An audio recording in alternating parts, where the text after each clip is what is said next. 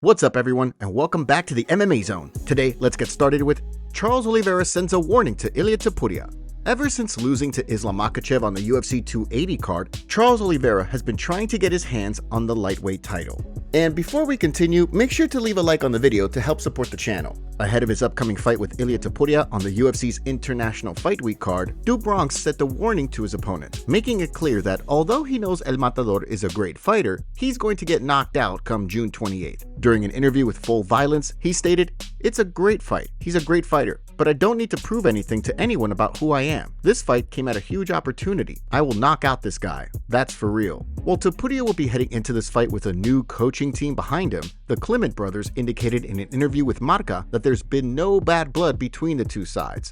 "There's no discomfort whatsoever. We talked it out like gentlemen. We're proud of what we have achieved together, and now it's time to go our separate ways. We wish them the best. We talked and thought together about what the best way would be for him to reach his peak performance. He needs people who are with him and around all the time, as it should be for a professional. We are grateful for everything he did for the sport and continues to do, and what he's going to do. I'm sure no one is going to beat him." With Gene Silva mimicking Topuria in camp for Oliveira and El Matador heading into arguably the biggest fight of his career with a new coaching team behind him, it'll be interesting to see how things play out. Jack Della Maddalena working with Alexander Volkanovski for Islam Makhachev fight. Yesterday, JDM revealed that he would be working with Volk ahead of his fight with Makhachev. JDM said the following during an interview with the West Sport. "You've got some great athletes and performers in your corner. So Volkanovski's obviously fought him before. Yep. Will you pick Volk's brain?" Yeah, 100%. I definitely plan. After the last two fights, I've spent a bit of time in Wollongong. So yeah, I think probably the first stop. We go to Wollongong, talk to Volk, see what he reckons. And the BJJ master who you had in his corner, Jones, as Yep. well. How's his relationship with him, and how did he help you with this fight? Yeah, he's a legend. You know, he's obviously a master grappler. He's helped Volk out a lot, and yeah, just small details he's just helped us with. Pretty much, just small details that make a big difference. I think he definitely helped me a lot, and yeah, he'll help out. Obviously, he's prepared for Islam twice. Helped Volk out, I believe, that first fight to really stifle his strong suit, which is the grappling. So we'll be using Craig again. Do you think adding Volk to JDM's camp will help him beat Makhachev? Let us know down in the comments below. Khabib not happy with Islam Makhachev. In the past, we've seen adrenaline junkie fighters like Donald Cerrone participate in some pretty extreme sports in their downtime. In Cerrone's case, he was involved in rock climbing, cave diving, and UTV racing. In Islam Makhachev's case, the pound-for-pound kingpin has gone into enduro, or off-road dirt biking in the mountains. From the looks of things, Khabib Nurmagomedov isn't amused. This week, Makhachev shared a photo of himself riding, along with the caption, "This is called hard. #enduro. Khabib Nurmagomedov then reposted the picture on his story, writing, "Islam Makhachev, I don't like this." Nurmagomedov also notably revealed his new gym in Dagestan this week in a series of posts, writing that the gym was funded by the winnings from his fight with Conor McGregor.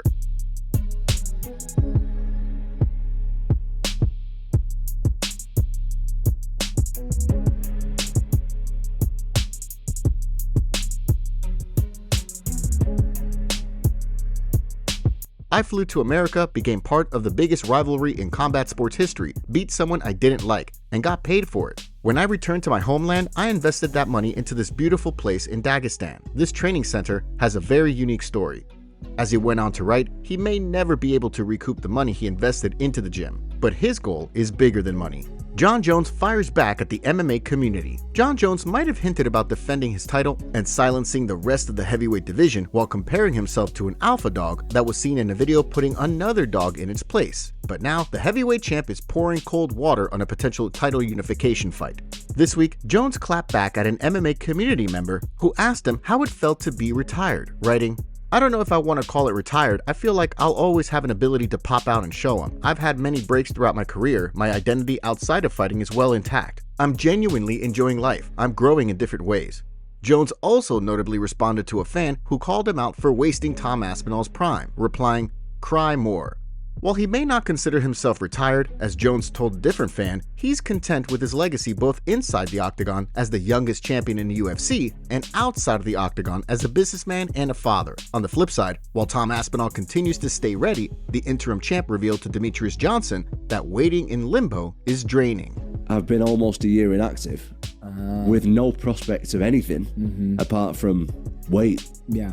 So now is actually a little bit more of a tricky time for me mentally than it was then. And now it's kind of difficult, like mentally, to be like, but this is the fight against John Jones. Like, not the fight is another thing. Yeah. This is the tricky bit where I really have to stay switched on, stay motivated, and I'm trying my best. It's tough. Although Dana White is confident that a title unification fight happens, only time will tell. Robert Whittaker breaks down Khamzat Chimaev versus Dricus du Plessis. Robert Whittaker has the unique distinction of being one of the few fighters to have shared the octagon with both Dricus du Plessis and Khamzat Chimaev. During the latest episode of his MMA Arcade podcast, he broke down the middleweight title fight for fans, explaining how Chimaev may be dangerous throughout the first round, but if DDP is able to survive, the tides could turn.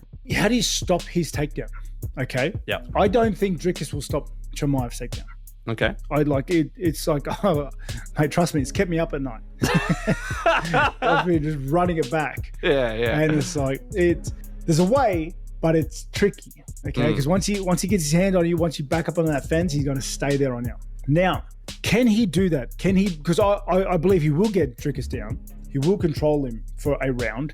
But if he can't put him away, what does he look like coming out in round 2? Right now, Khamzat is sitting as a pretty comfortable betting favorite on most major US sportsbooks, with du Plessis sitting as a slight underdog. In the case of Whittaker, the former champion is now looking to get back in the win column later this summer when he shares the octagon with Rainier de Reeder. MMA community reacts to Nate Diaz altercation. Where Nate Diaz goes, brawls often follow. Throughout both he and his brother's pro MMA careers, they and the Scrap Pack have been involved in more than their fair share of altercations. From the infamous Strikeforce brawl to the infamous water bottle war during his press conference with Conor McGregor. While filming for the Russian version of The Ultimate Fighter, Diaz was involved in an altercation with Zalinkam Yusupov, the fighter filmed trying to put Aljamain Sterling to sleep not too long ago.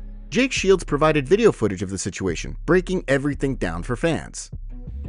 So here's where they're walking the fighters out. At this point, nothing too crazy had happened. They've walked out 5 or 6 fighters. Things were looking. The fighters had fought each other, but nothing with us. So I was feeling a little chill. That's why I wasn't right up there. I was talking to John Jones' manager. As you can see, this fighter's talking to John Jones right now. Now he shakes the boss's hand. The guy, he seemed to be running everything. You can see here, he's talking to Jones for a while. It turned out, I think, John Jones had been out partying or hanging out with him the night before, riding bikes together.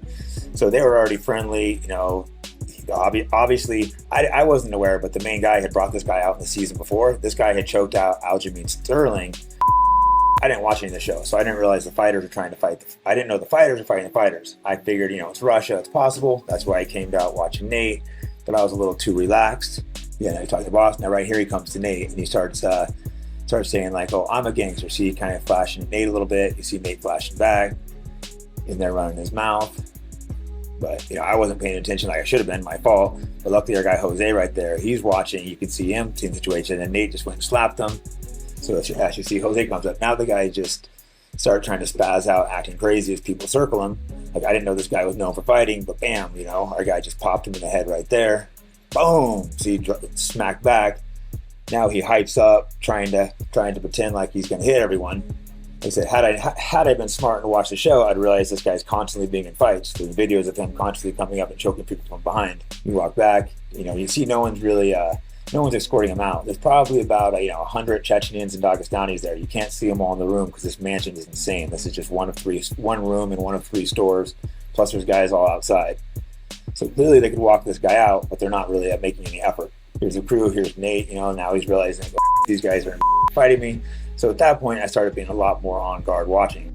He also posted part of the video from his YouTube channel on social media, writing, "I went to Thailand to film a Russian reality show with Nate Diaz, and it didn't take long for things to get out of control. The story is up on my YouTube now." The MMA community was quick to react to the situation. Clearly, the guy was paid by the ringleader to start a fight to attract ratings. You were used as a prop. This isn't rocket science. Another joked, "Haha, Johnny Bones just wanted a bit of a party, and Nate is a drama magnet." One fan wasn't surprised that nobody tried to fight John Jones. Notice none of them attacked John. They was picking their battles wisely. Some fans are living for the beef. This is reason Nate Diaz will always be a legend, bro. No given. Plenty of others called out Yusupov. What a clown this boy is, starting with Diaz when he's there to bring some attention to their show. One joked, getting mad at Nate Diaz for slapping someone on a show and making it end early is like getting mad at a Smurf for being blue. Can't help it. Another replied, I'm a fan of whoever jumped Jake Shields. Thank you, King. So far, Diaz has not weighed in on the situation. Belal Muhammad posts training footage for the first time after his loss to Della Maddalena at UFC 315. As you can see, Belal is working on his Canelo hands on the punching bag.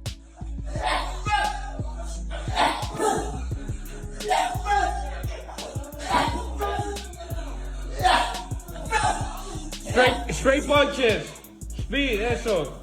UFC updates. Jeremiah Wells has reportedly been forced out of his fight with Andreas Gustafsson. Despite the fact that the card is right around the corner, the hope is that the UFC will be able to find a short-notice replacement opponent for Gustafsson. Shifting gears now and looking ahead at some new additions to upcoming cards, we have a fight between Jimmy Crute and Marcin Prachnio, added to the UFC 318 card on July 19th. The fight will see Crute look to get back in the win column after 3 losses and 2 draws in his last 5 fights, while on the flip side, Prachnio will be looking to bounce back from a loss to Modestas Bukauskas last summer. Next up, we have a fight between Nick Klein and Andre Pulaev, set for the UFC Vegas 108 card at the beginning of August.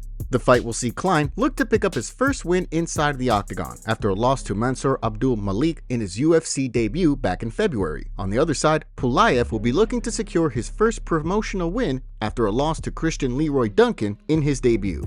And last but not least, we have a fight between Eric Anders and Christian Leroy Duncan set for the UFC Vegas 109 card on August 9th. The fight will see Anders look to build on a UFC 310 win over Chris Weidman back in December, while, as previously mentioned, Duncan will look to build on a win over Andre Pulaev back in March. Joaquin Buckley calls out stupid Sean Brady for rejecting Kamaru Usman fight.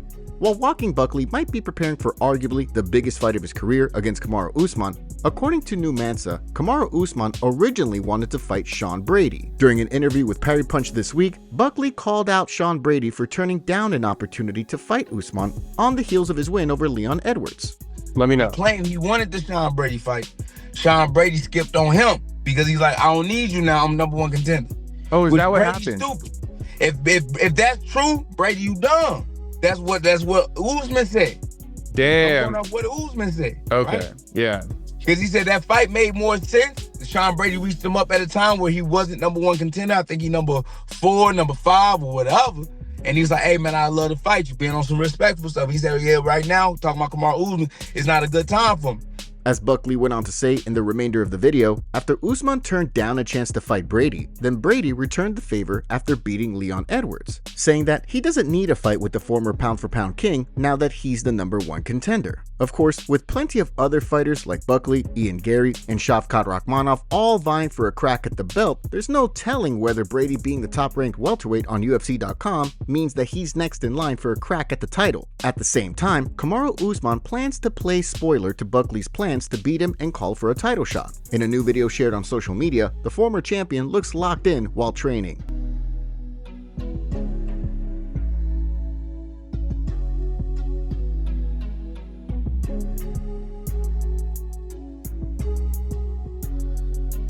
With a win on June 14th, Usman's hoping that he can enter the title picture as well. MMA community reacts to Islam Makhachev's insane body transformation. Last night, Red Corner MMA posted a video of Islam Makhachev hitting the bags. In the video, Islam looks noticeably bigger and is still maintaining his ripped physique while bulking up for his welterweight debut. And before we continue, we have a favor to ask. Help us reach 200,000 subscribers on MMA Zone by subscribing and turning on notifications for daily MMA content. Seriously, we rarely miss a day. The MMA community was quick to praise Islam for his insane body transformation. Here's what they had to say. Too small for welterweight? He looks strong here. He is looking much bigger. Already turning from Makhachev to Big Maka. Islam looking jacked. Bulking season. Juicy arms like Ryu from Street Fighter. This guy is massive. He looks like mini DC. Islam gonna be huge muscles in welterweight. These are the real Canelo hands. What do you think of Islam Makhachev's body transformation so far? Let us know in the comments below. Della Maddalena doesn't see Makhachev striking as a threat. This is what he had to say during a recent interview. I think Islam Makhachev is a better version of Belal. I think his striking on the feet is I even think it's an easier. The striking on the feet, I think it's an easier easier than Belal because he's more just, he'll stay in one stance. He's more traditional style. But yeah, he's the pound for pound number one. So it's a tough fight, but I guess we'll just watch all these fights again, make a solid game plan, and then just start working at it. From pretty much now, I'm going to start working on ways to beat him, different ways to get back to my feet, stuff in the takedown, but I'm pretty confident I can get this one done. While we're on the topic of Makhachev, Daniel Cormier defended Islam for his move up to welterweight during a recent video for his YouTube channel. That's where I disagree with my boy Chael. I love Chael, and we have a lot of fun on our show. But you can't call someone or say they have that type of behavior when they're doing that. And they've defended the belt multiple times. They've fought people on short notice. They've fought people coming up in weight class. They've done just about everything they can to show that they're willing to lay it on the line. We always talk about step on the line, step on the line, step on the line. Steps on the line every single time. This is the first time that Islam has honestly put his wishes above what everybody else wants. Because when everybody else wanted him to fight Volk, he did it. When everybody was looking for him to fight Arman, and Arman couldn't, well, fight this guy who's number 5, Moicano. Dangerous, no training camp. He did it on a day's notice. He's always done it. So to say that it wasn't a great move in that regard, I don't agree with that.